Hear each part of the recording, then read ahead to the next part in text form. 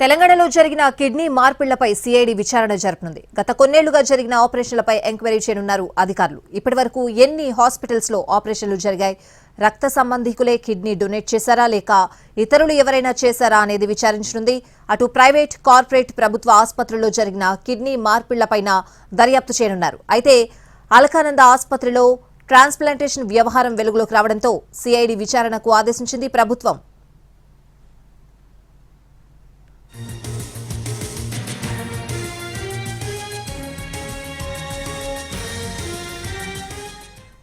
తెలంగాణలో జరిగిన kidney మార్పిళ్లపై CID విచారణ జరపనుంది. గత కొన్నేళ్లుగా జరిగిన ఆపరేషన్లపై ఎంక్వైరీ చేయనున్నారు అధికారులు. ఇదే అంశానికి సంబంధించిన పూర్తి అప్డేట్స్ అడిగి తెలుసుకుందాం. మా crime input editor Ramesh వేట్ల live లో ఉన్నారు. రమేష్,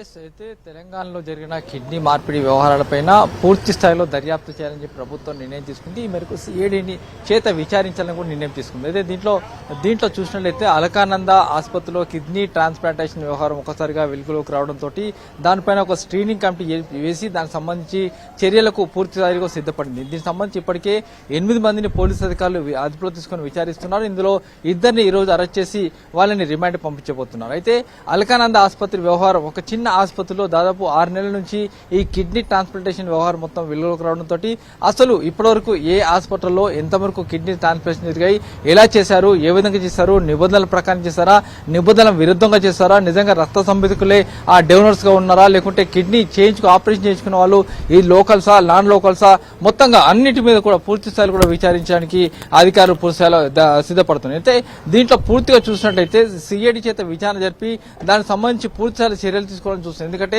కిడ్నీ ట్రాన్స్ప్లాంటేషన్ వ్యవహారం అని చూస్తున్నట్లయితే పెద్ద మొత్తంలో ఇటు హైదరాబాద్ కావచ్చు, ఇతర ప్రాంతాల్లో జరిగినట్లు కొన్ని అనుమానాలు ఉన్నాయి. గత కొంతకాలం నుంచి కూడా జరిగినట్లుగా అనుమానాలు ఉన్నాయి.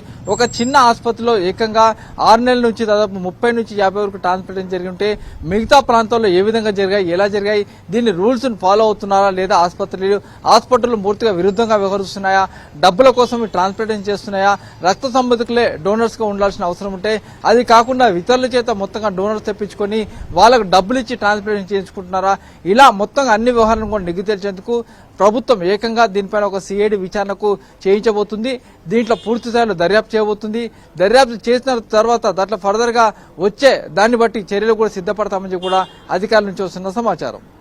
Right Ramesh, thanks for the updates.